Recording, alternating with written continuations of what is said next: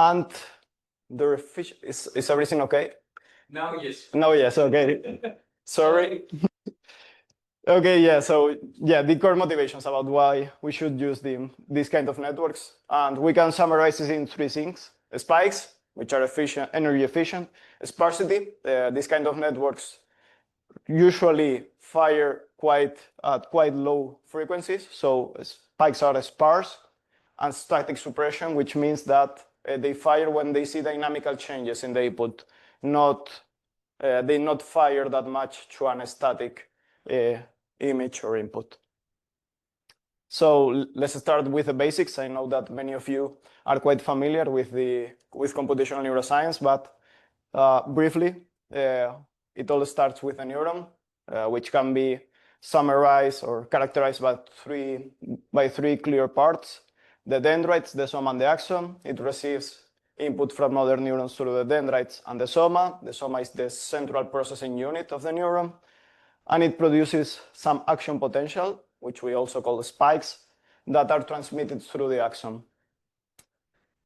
To characterize the dynamics of these action potentials, we can summarize it as the evolution of the membrane potential of the neuron, where at the arrival of a given stimulus, it depolarizes generally. If this depolarization surpasses a given threshold, it enters a rapid dynamics, which we call the action potential, and then it goes back into its resting state with a given refractory period where it cannot spike again. An interesting thing about this dynamics is that the shape of the fast dynamics of the action potential are quite stereotypical. This means that there is not much information conveyed through their actual shape. Indeed, information is usually conveyed through the frequency of these spikes, the timing of them, and usually also the phase. So given that these are the dynamics of our base foundation units, we can model their dynamics. Most typical way is through a resistor-capacitor circuit, where the resistance represents the resistor cap of the ionic currents to move through the membrane of the neuron, and the capacitance represents the difference of voltage between the inner part of the neuron and the outside. So we can write, as you already know, these dynamics with a continuous time ordinary differential equation, where there is some input to the neuron, which multiplied by this resistance gives a variation in the voltage.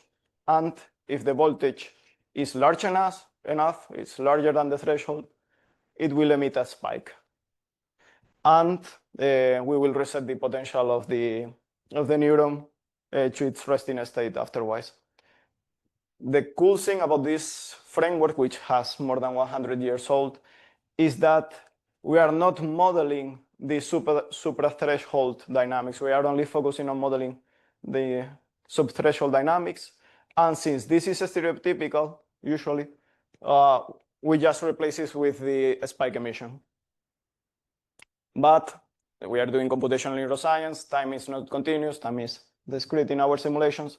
So we can write the update of the voltage as an Euler update, where we have the membrane decay factor with the time constant of the membrane. So what is the interesting thing about this model? It's quite efficient, it's simple, and it allows us to include a lot of neurons within our networks. But they can be a little bit, well, here it's summarized the dynamics. Receiving a given input, if there is a decay from the previous voltage. If there is a spike at the previous time type, we include a reset to the voltage. Quite easy dynamics. But we can elaborate a little bit more on them with this variation, the GLIF3 model, which to account a little bit for the fast dynamics that takes close to surpassing the threshold, we include two after spike currents, which follow a basic exponential decay with a reset mechanism which just inserts a given current into the after spike current. So quite simple dynamics, but allows to better reproduce the actual dynamics of the neurons. And again, we can write that as an Euler discrete time update. So thanks to the Allen Institute, we have a really big cell types database, which contains more than 1,000 neurons they have recorded from these different parts of the mouse and human brain. And they have characterized the electrophysiological properties of these neurons, also their morphology and transcriptomics. But the cool thing is that they have fitted all of those neurons to the two given models that I've just presented. Indeed, here you can see an example of an inhibitory neuron located within the primary visual cortex of the mice. Here it is the input current that is injected into that neuron. Here are the actual dynamics of the real neuron. And these are the fitted dynamics for the GLIF1 model and for the GLIF3 model. You can see that the subthreshold dynamics are quite properly fit, but indeed their main goal was to fit the timing of the spike trains to better reproduce them. Okay, so now we have our basic units. We know that they emit spikes. Really important question is, what do these spikes represent? We can difference between encoding and decoding the information into these spikes. For example, in the input, if our input is analog, a continuous signal, there are different ways in which we can convert this to spikes, to input spikes. For example, a high intensity could be converted into a lot of spikes that enter the network, and low intensity, on the other hand, to fewer spikes. Or we can use a latency-based framework where the high intensity in the analog signal is represented as an earlier spike, whereas lower intensity represents a later spike. Also delta modulation based on the phase. And in the output of the network, to know if our network is properly processing the information, we can encode the outputs or decode the outputs of the network in two ways. For example, if we are doing a classification task, we can say that the neuron with the largest spikes is the one that is saying which is the predicted class. And also we can follow a latency-based framework where the predicted class is the one for the neuron that spiked the earliest.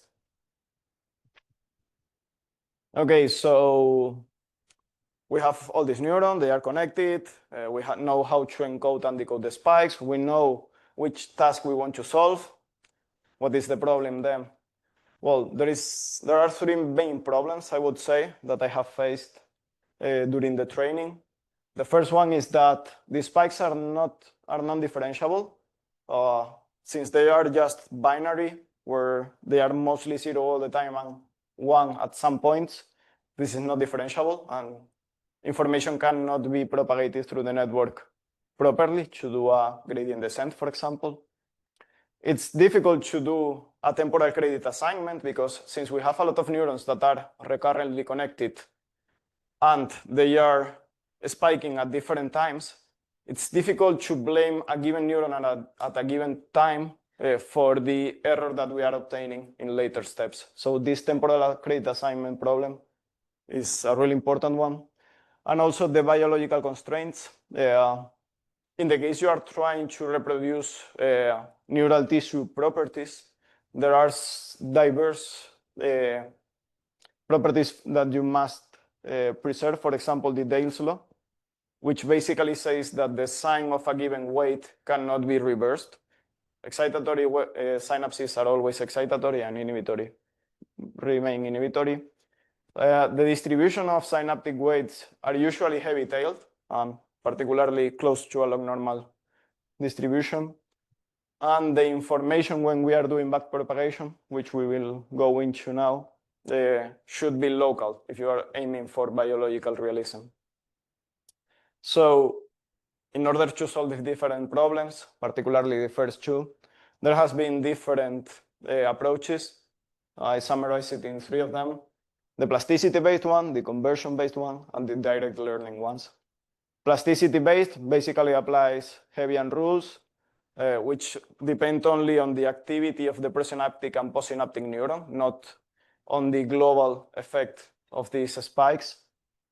They are good, for example, or they can solve unsupervised problems, but since they are lacking this global learning signal, it's really difficult to solve supervised tasks. Well, indeed, it's not possible as far as I know.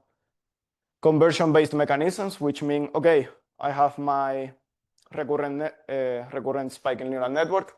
I will transform it with the same structure, the same architecture to an artificial neural network. I will train it as we always do with that, and then I will map it back. But this can produce high firing rates, dense spikes.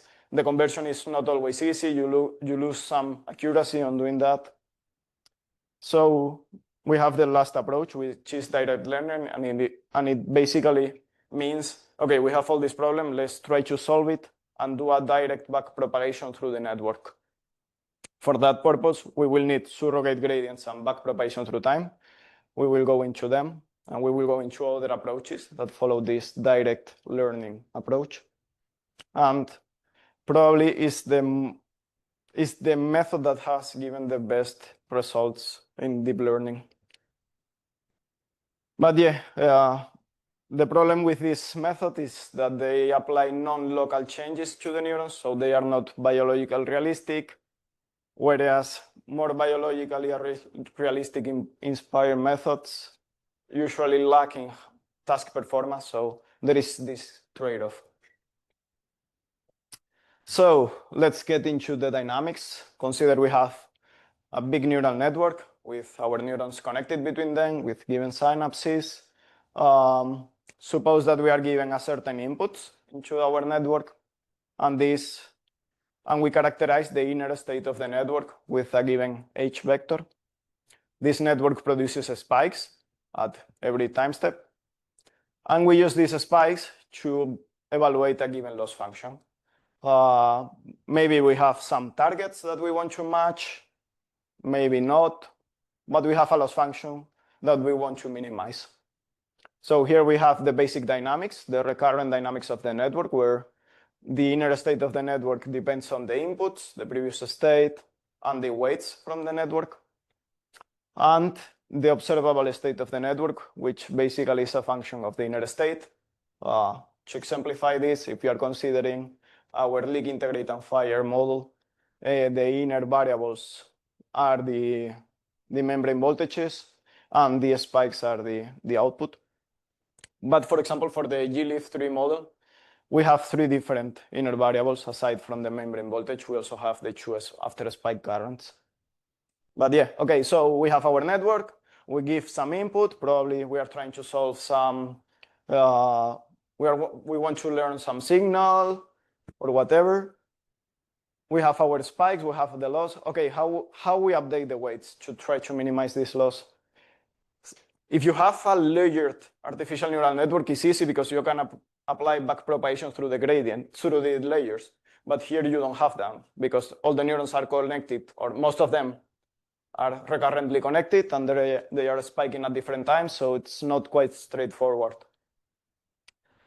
So here comes the idea of backpropagation through time, where what you do is, okay, I have my network where I am introducing inputs at different time steps. I'm going to unroll it by making copies of the network, which receives at every time step the given input. So we are effectively converting our deep recurrent network into a layered one by making all these copies of the network. And now we can apply backpropagation because now we have layers. We can apply the standard backpropagation, but here we call it backpropagation through time because our layer represents time steps. Here I will consider the case where we gather all the spikes from the network during all the time steps, and then we use them to calculate a given loss function. There are other cases. For example, you may only want the spikes at the end of the training, or you may have a loss function that depends, or that calculates a given loss at every time step. Here we will focus on the case where you gather all the spikes and then you compute the loss.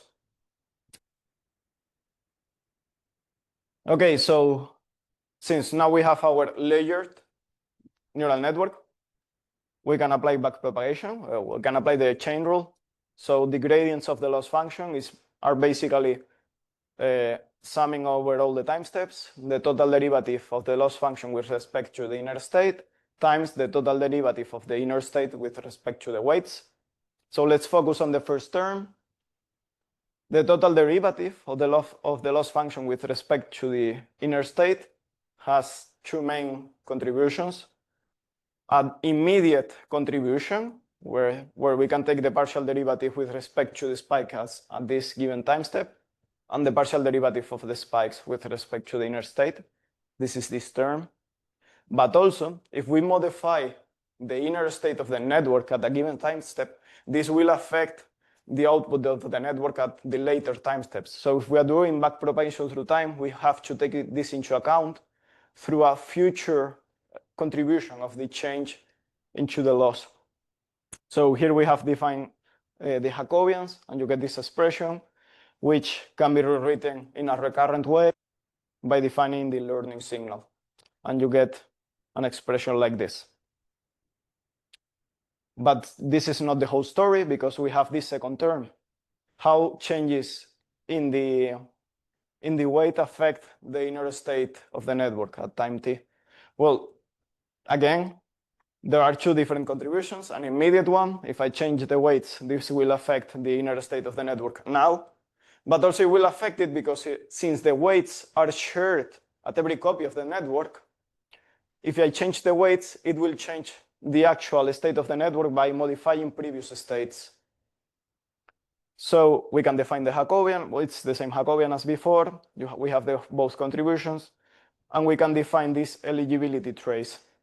And again, we can rewrite it in a recurrent manner. And we get this expression for updating our network. To summarize it, here we have it, the gradient and the two expressions to train it. Okay, so we have it, that's it. But it's not, because there is this derivative in here. This is the derivative of the spikes of the network with respect to the inner state. If we focus, for example, in the case of the simple leak integrate and fire model, this derivative, well, the spikes were just the heaviside function of the membrane voltage. The spikes were 1 if the voltage was over the threshold and 0 if before. So this derivative is ill-defined. And this gives rise to the dead neuron problem. So here what I was saying, this is the membrane voltage of the neuron, the spike, it's 0. Then if the voltage is over the threshold, it will spike. And that's it. So if we do the backpropagation, this term, the derivative of the spike with respect to the voltage, will be 0 in this region of here, before the membrane, before the threshold, will be 0 after, and in the case that it right matches the threshold, it will be infinite or ill-defined. So we cannot do proper backpropagation in here. You can see here this shape of the derivative. To illustrate it more clearly, simple example, we have a neuron, a given input, multiplied by a given weight. It produces a spike, which will multiply by an output, and this gives the output of the network. We can define a simple Manhattan loss function, given a target. If we want to update the output weights, that's easy, no problem. The derivative is just the output spikes. But if we want to train the input weights, we will do the partial derivative, and we will get this one again, which is not properly. So to address this problem, there are different ways. The way that I will focus on this talk, and probably the most used one, are the surrogate gradients, which is, okay, for the forward pass, use your heaviside function. It's quite efficient in terms of memory and resources. We can keep it like that. But for the backpropagation, we are not going to use that derivative. We will substitute it, but by a smoother one. For example, in this case, we are using a sigmoid. where it peaks at the threshold and it decays to both other sides. So if we substitute in the backward pass the actual derivative by this surrogate and derivative, we will be able to train our network. So I said that here we are using a sigmoid. It's not the only choice. Indeed, we have used sigmoids and also triangular functions. Instead of having this sigmoid shape, it could be just substituted by two linear approximations to both sides to give this kind of linear one. So there are multiple choices. And in fact, and this is a hot research topic right now, many of them work, and we don't know why. Here in this paper, Senke and collaborators explore different shapes. For example, the sigmoid one that we were talking about, some linear approximation, some triangular approximations, another one called super spike. They change the shape, the shape, the width of this function, and overall they found that they all mostly work. If you keep reasonable parameters, they work quite similarly. So it seems that it does not depend on that much on the function that you choose, given that it peaks at the threshold and it decays to both sides. But this gives rise to other research that was quite cool, where they were using this d-spike approximation, which is another type of surrogate gradient for the backpropagation. And they say, okay, what if we make the shape, the width of this derivative trainable? So at some points, the network might use a more constrained one, and at some point it will use a more wider one. And in fact, they found that this could speed up the training. It was something cool that I am really looking forward to implementing my models when I have time.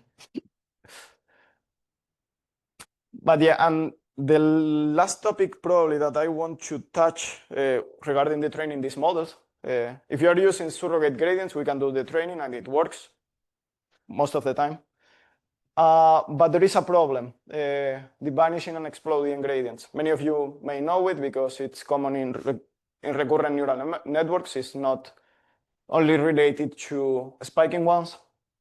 But if you want to know the influence that the state of the network has a long time after on the output, you have to backpropagate through every state, multiplying by all the Jacobians, and you get an expression like this. I rewrite the recurrences as this.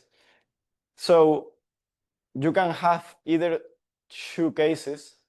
Either the Jacobians are lower than 1, well, the eigenvalues of the Jacobians are lower than 1, in which case this will tend to 0. The effect here will be nearly 0, so you cannot learn long sequences, or you will get exploding gradients, which basically means that these eigenvalues are larger than 1, you start to multiply them, and the gradients explode. It's easy to detect. The vanishing gradients is a little bit more problematic. A lot of possible solutions have arisen, both in the deep learning field, but also related to biological simulations. You can introduce residual connections. This is quite common in large language models, where you pass the state of the network directly to later time steps. From the more biologically realistic point of view, you can use another idea with slower synapses, kind of as a memory. Use that dopamine inputs to learn the long sequences. You can use adaptive thresholds, like this spiking threshold. You can make it a learnable parameter, and by doing that, you can introduce slower dynamics in the network, allowing the network to learn. You can do similar things with axonal delays and decay rates. You can do gradient clipping, say, okay, my gradients should not be larger than this, and I clip them. Truncated backpropagation, which basically means, okay, I will not train the full sequence. I will stop after 200 steps, for example, but in that case, you will not be able to learn these long-term dependencies, and a lot of other solutions. It's indeed a hot area of research right now. So what are the main concerns about backpropagation through time? I would say that there are three of them. The first one is that since you are unrolling the network through time, when you want to do the backpropagation, you have to keep in memory all the state variables values through time. Though if your network is quite big, this will consume a lot of memory. Again, the computation overhead, you have to compute a lot of Jacobians for every time step. And for sure, probably the most important thing, if you are trying to mimic how the brain learns, these updates are not local. They are not causal and they are offline indeed. Because for updating or calculating the gradient at this time step, you are bringing information from the future and the brain cannot do that.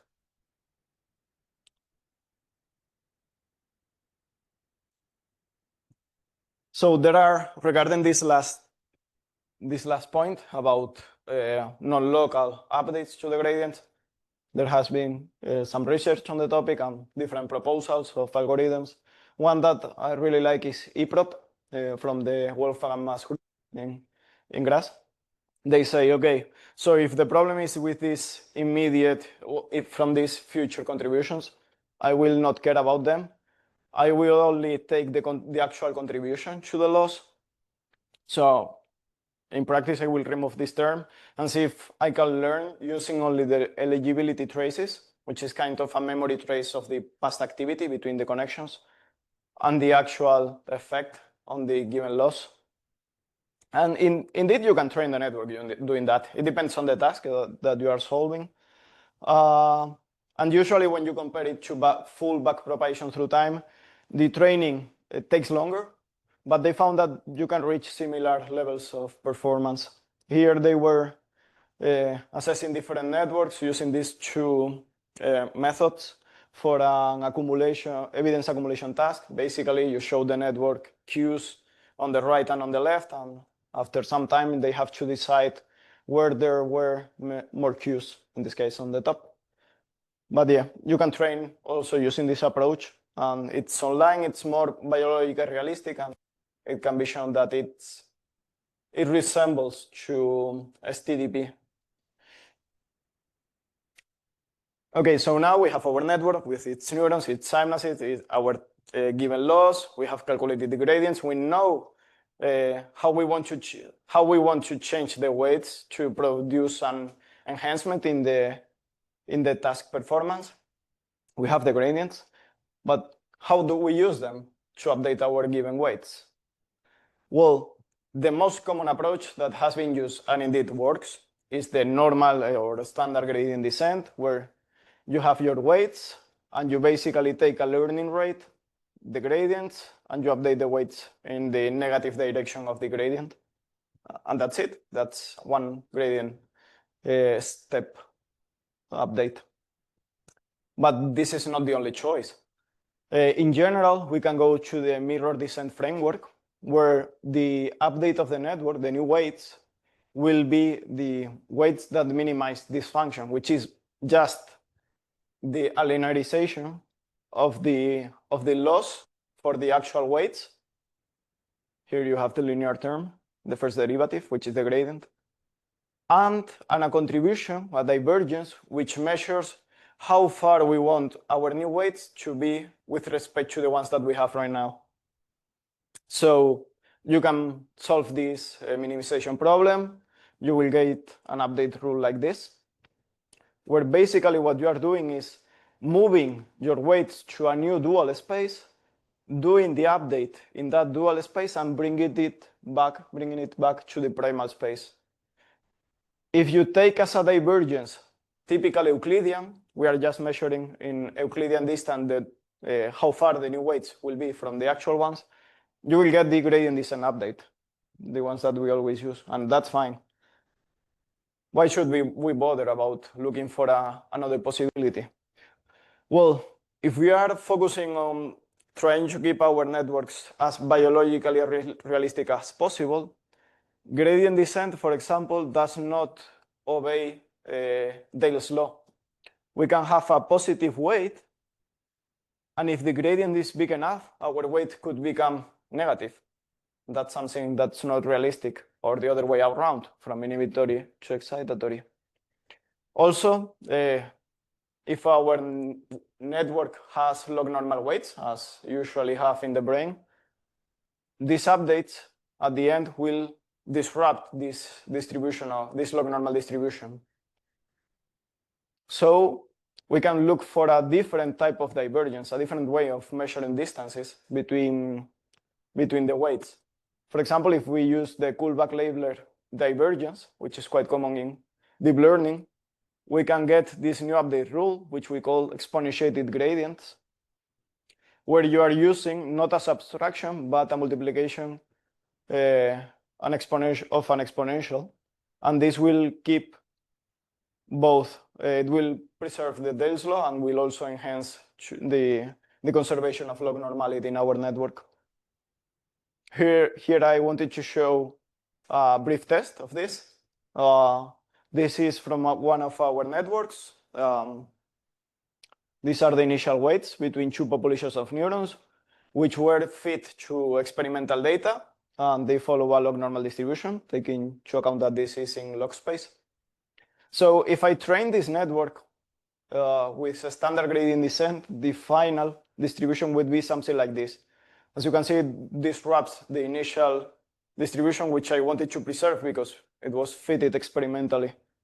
But if I use the exponentiated gradient descent, by definition, it will preserve the log normality, and this is quite useful for our models of the brain. Okay, so here it ends the first part of the talk with all the foundations necessary to understand the work that we have done.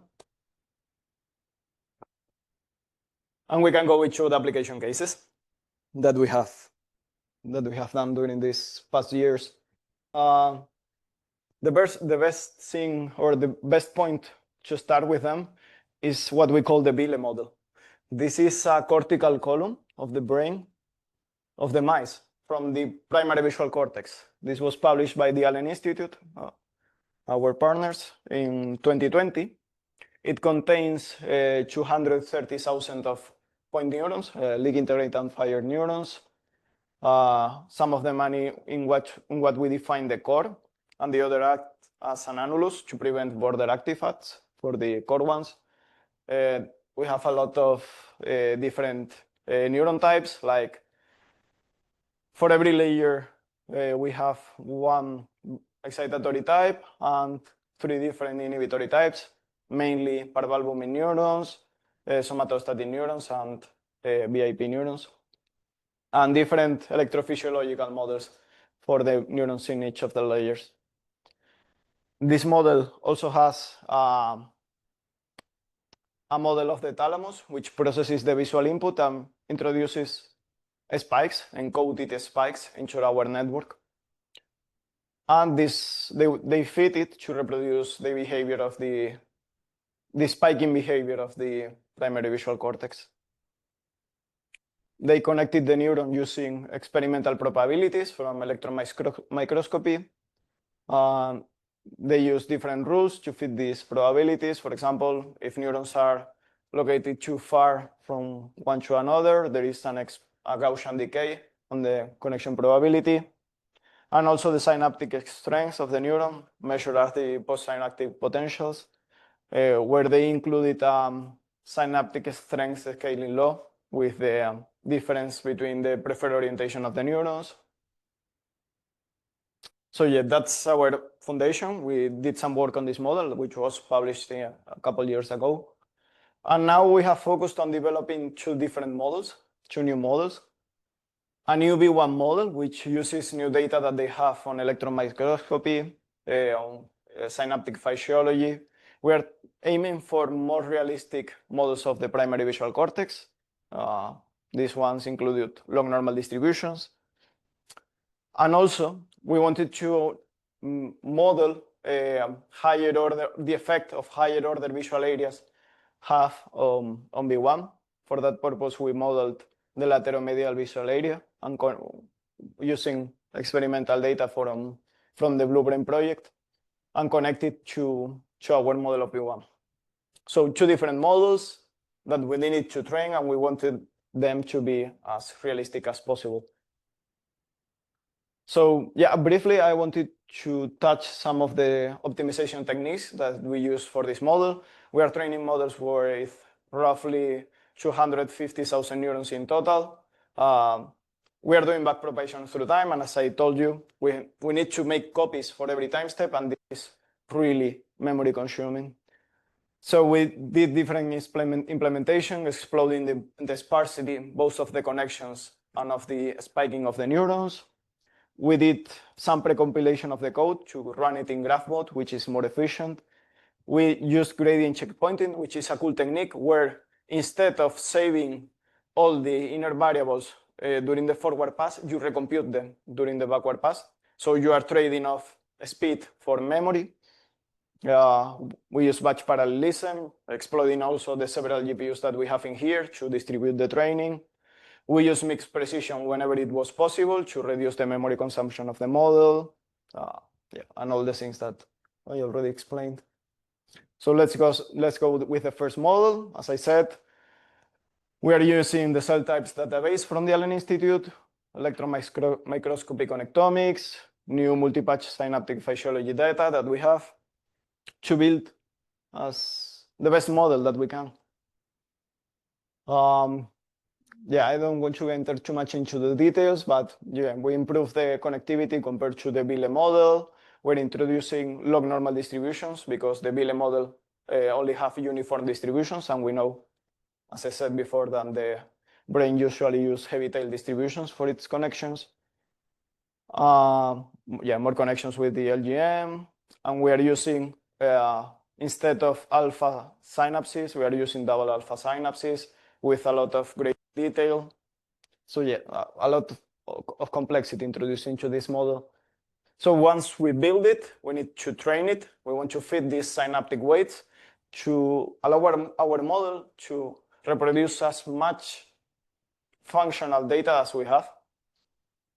We want, for example, our model to reproduce firing rate distributions for every given cell type and different visual stimuli, particularly spontaneous, which is just showing a gray screen to the animal, and also balked firing rates, which are the firing rates that result, in this case, from a drifting gratings presentation.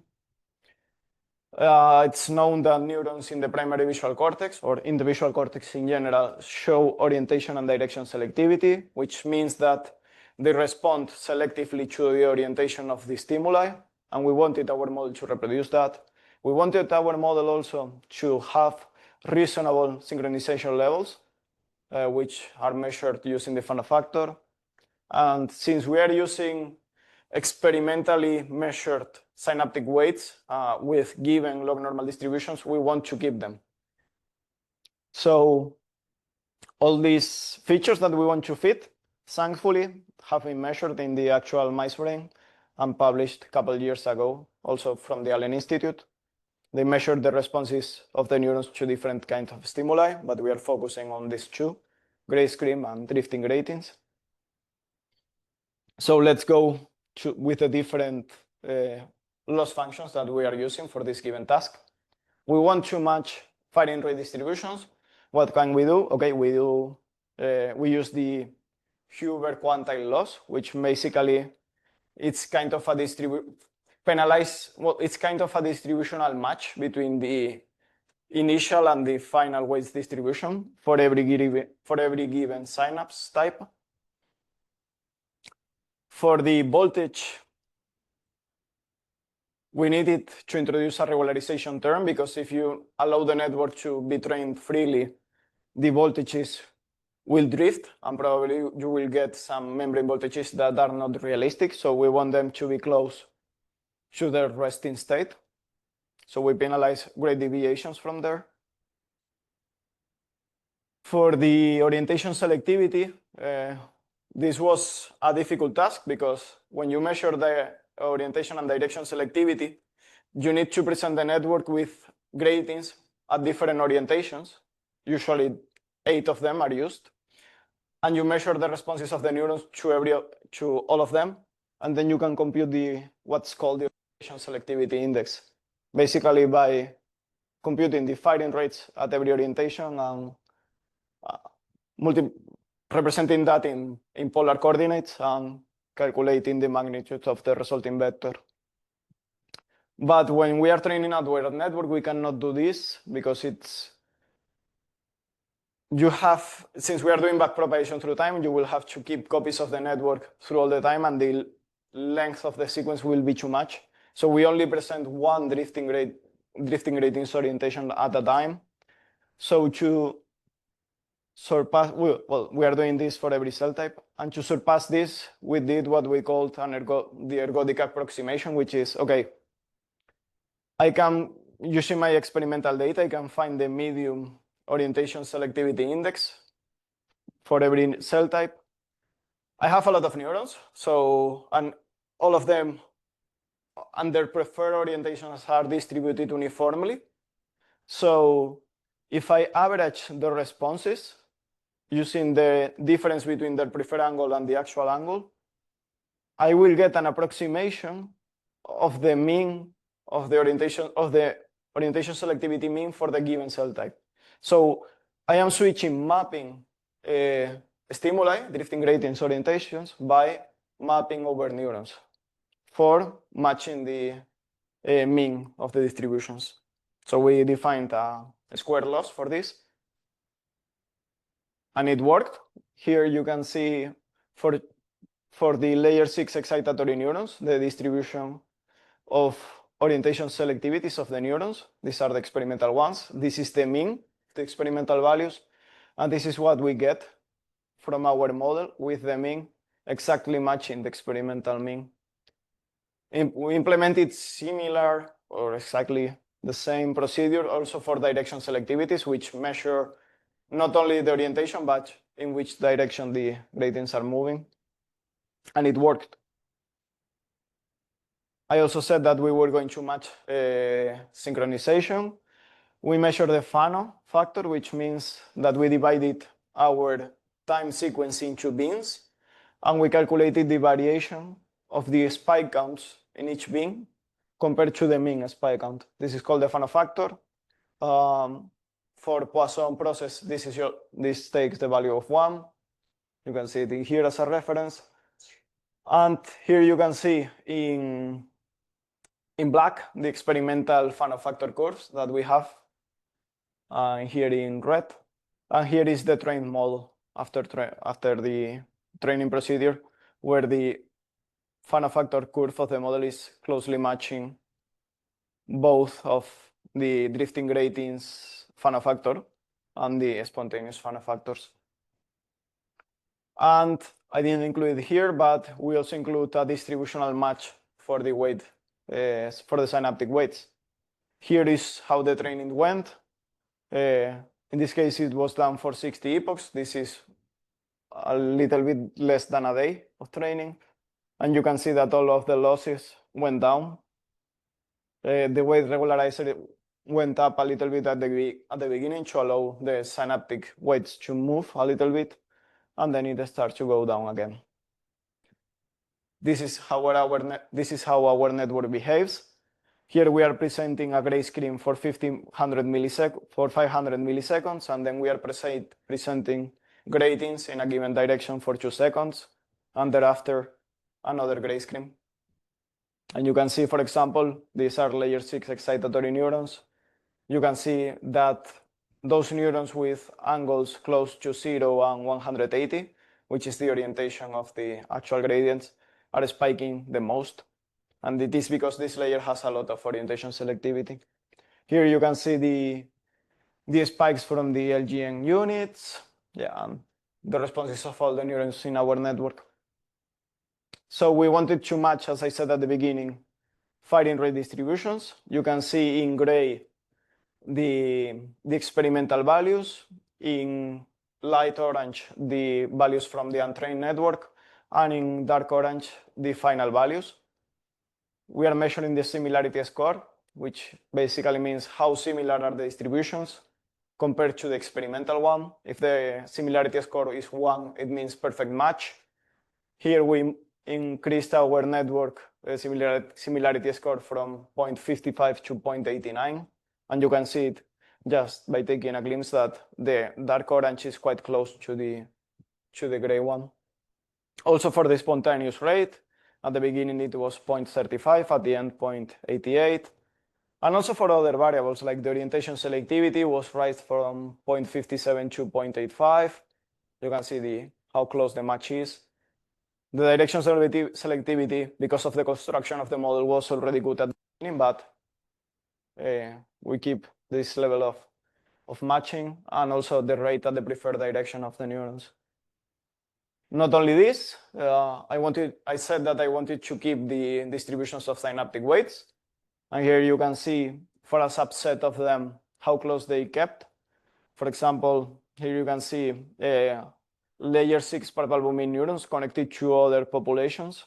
You can see in blue the initial distribution and in orange the final one with a similarity score of 0.92.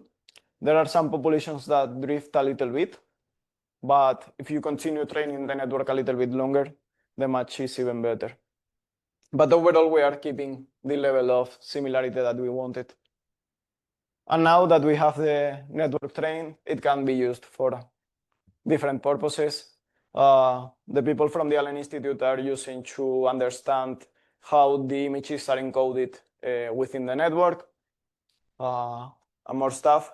I don't want to get into the details, but for example, you can try to understand which learning rules the network has done to solve these different tasks. For example, I said that we are achieving large values of orientation and direction selectivity in our network. How are those achieved? Well, it seems that the network learned that when you are connecting two excitatory neurons, the strength of that weight depends on the difference of angle preference that they have. If they prefer similar angles, they are strongly connected. If they prefer orthogonal angles, they are weakly connected. They prefer opposing directions, they will connect more strongly, but not as strong as if they prefer exactly the same direction. If you connect an inhibitory neuron to excitatory one, you will get what's called cross-orientation inhibition, which means that the inhibition will be the strongest if the angles that they prefer are orthogonal. So the inhibitory neuron will spike more and will silence the excitatory neuron. And these are kind of the rules that the network learned to solve this task. You can repeat this analysis about the functional connectivity rules for every given cell type.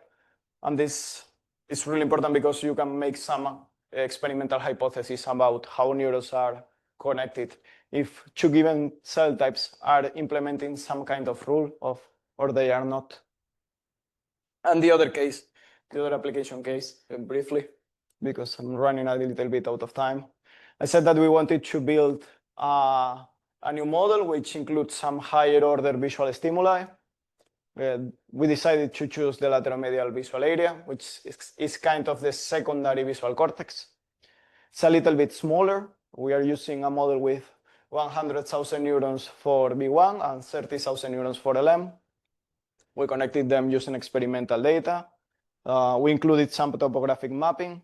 We will not delve into that.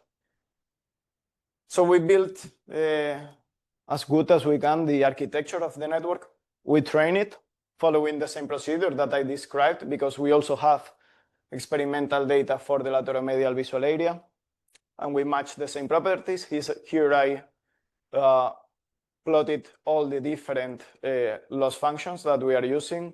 You can see the orientation direction selectivity one, the voltage regularization, the firing rate distributions loss, the weights, and the synchronization one. You can see that they all go down, so the network learns properly to solve this task. This is the behavior of our network.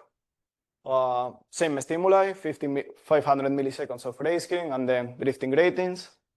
These are the responses of the latera of the thalamus, of the input units. and the behavior of the V1 column and of the lateromedial visual area column. And now we can, again, assess functional properties that the network has learned. For example, in the real brain, since LM is in a second stage in visual processing compared to V1, there are different properties that they differ. For example, the time to first spike, if you emit a spike, it will go first through the thalamus, then it will trigger a spike in V1, and then it will trigger spikes in LM. So the first in a spike should be LN and is experimentally, then V1 and then LM. Also, the receptive field area, which is how big portion of the image is our neurons looking into, this should increase if you are going higher in the hierarchy. And it's what it does when you look at the actual mouse brain. So we assessed if these properties that we didn't train for our network were reproduced just by construction. And indeed they were. For the receptive field sizes, you can see that there is an increase. This is V1, this is LM.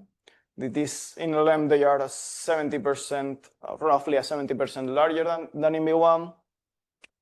And if you disconnect, interestingly, this is a good thing that you can do with this model. You can do lesioning of the top-down inputs, and you can try to understand what is the effect of these inputs into V1. If you disconnect LM, you will see that the receptive fields on V1 are smaller, a little bit smaller.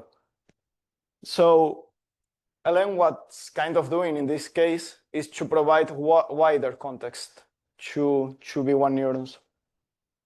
Again, the time to first spike, we reproduce it, and you can see that the first spike in the model is LGN for sure, then V1, then LM. And if you lesion LM, there is here you can see this is LM. If you lesion LM, the time that it takes for V1 to fire is larger. So again, maybe the feedback accelerates a little bit the latency. And you can also solve computational tasks with this model to try to understand what is this top-down input providing to V1. For example, we solved the MNIST task. Basically, we show a gray screen for 50 milliseconds. Then we presented 100 milliseconds of one of the numbers from MNIST. We took 10 populations of layer 5 excitatory neurons as output and used a rate coding procedure where the population spiking the most was the one that was choosing its number. And this output should be given in a short 50 milliseconds response window after the presentation of the stimuli. We trained the model to solve this task, and we found interesting patterns. For example, in this case, we presented this number, a 6, to our network. So a gray screen, then the 6, and then the output. And here you can see the average firing rates of each of the populations. Interesting things are that when the number is presented, after some time, the network starts to make its decision. So here, it starts to wonder if this is a 6, which is the pink one, or a 0, which could also be a guess if we close that in here. And after some time, it makes its final decision and silences down this population of neurons and fire the most for the 6 one. And you can see here the total spikes for each of the populations, being 6 the most voted one, and then 0. And what happens if we lesion again LM? Well, if you remove LM, interestingly, the accuracy is reduced, for sure. But it's reduced at the end. So it seems that LM is kind of consolidating the decision of the network. And when you analyze the distribution, not here, the behavior or the spiking, the representation of the number that the neuron is doing, this representation is more robust with LM than without it. So yeah, some takeaways, key takeaways from this talk. Recurrent and spiking neural networks are useful if you learn how to train them, which is probably the most difficult part. And they can be quite efficient in memory and energy. Their training bottlenecks come in 3 parts. Their non-differentiability, the temporal credit assignment problem, and also biological constraints if, as us, you are interested in mimicking or developing models of the brain. These surrogate gradients can unlock the differentiability, and the exponentiated gradient descent probably is one of the best choices if you are aiming for biorealism. So some of the references, if you are interested in the topic, I would first suggest this one, this Ryan reference. It's quite a bit long paper where they go from the basic foundations until the last part of training these models, and it's quite instructive. Also this one, we're more focused on the surrogate gradient learning, and then other alternatives, for example, the comparison between different surrogate gradients, other learning algorithms, and how we compare this backpropagation with the brain. Okay, thank you.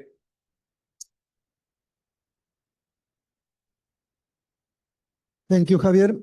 Thank you very much. Question? Any question? Jose? No, so yeah, just a few questions on the because in the models, in these two things that you have presented at the end, there is plasticity. No. Okay. So that means that the orientations, for instance, in the neurons, is something that you introduce by default of this part of the training. It's a parameter that it's assigned to the neurons in the construction. Okay. So, but that means that essentially the connectivity of the neurons is maintained as it was at the beginning, no? So, well, the only thing that it changed is the weights, I guess, no? So, on the way that they. Exactly. Okay. And have you observed, because you were talking about that the fact that the orientation also affected the way that they were connecting, no? So, have you observed the creation of clusters of neurons of the same connectivity, of the same orientation? Well, I mean, even if it is only in the weights, I know it's like a sort of plasticity, but it's the weights, and you didn't indeed observe them because neurons with similar preferences are strongly connected. Since we are only training the weights, that's the only thing that you can look at regarding the functional connectivities that they develop. But I don't know if you mean clusters in the spatial sense. Spatial location sense. Well, or at least in the network side, no. So if they are strongly connected between them, that would be a sort of cluster. I mean, in a biological thing, probably they will be also nearby because the connections would be fully connected. So for connecting more, they have to be close one to the other, no? But it depends on the animal that you are looking at. In the mouse, not. It's kind of a salt and pepper distribution. But if you are looking, for example, to monkeys or cats. They indeed have orientation columns where they are actually closely located. Well, that's quite interesting. Yeah. Some people argue that it depends on the level of complexity of the visual system that they have. In mice, it's simple. But in other animals, for example, the mice don't have fovea, this kind of more resolution in front of us. It's more kind of widespread. Okay, thanks.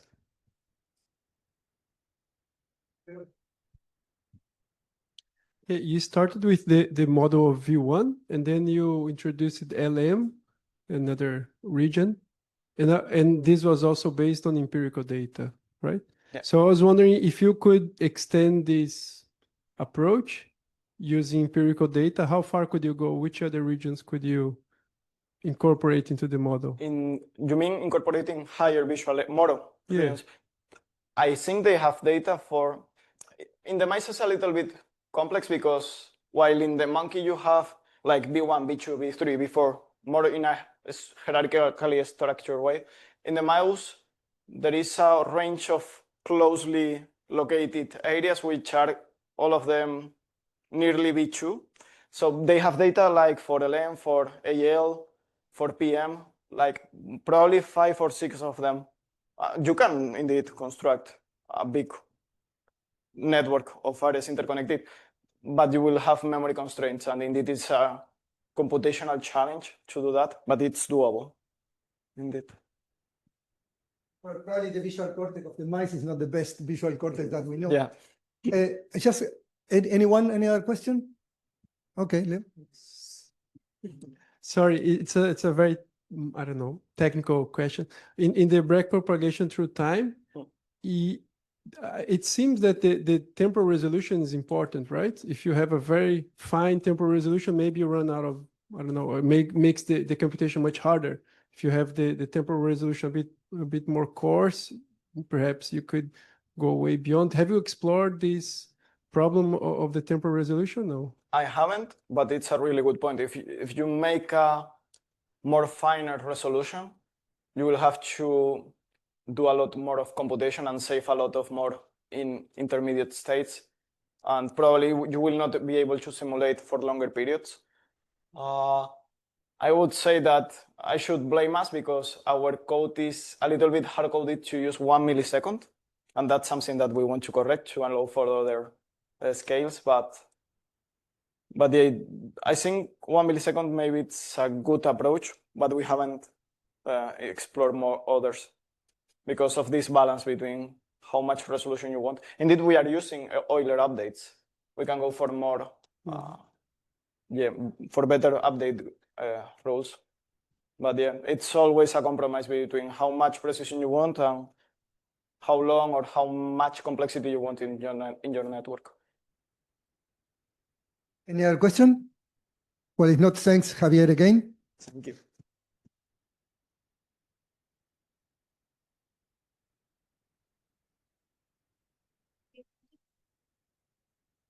¿Cuánto de invasivo? No, los tienen disponibles.